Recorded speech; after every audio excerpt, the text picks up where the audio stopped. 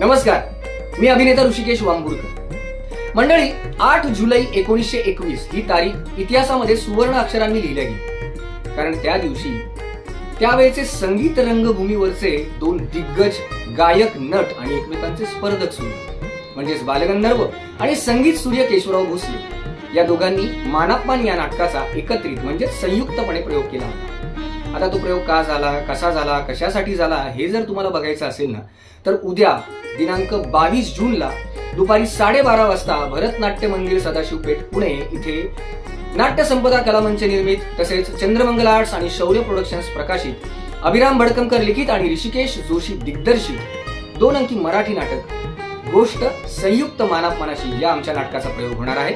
आजपर्यंत तुम्ही सर्वांनीच या नाटकाला भरभरून प्रतिसाद दिलाय, प्रेम दिलंय आणि उद्या पुण्यामध्ये प्रयोग आहे. त्यामुळे सर्व पुणेकरांना विनंती आहे की आमच्या नाटकाला नक्की या, कारण ही गोष्ट आहे अनुभवण्याची, गोष्ट संयुक्त मानापमानाची. धन्यवाद.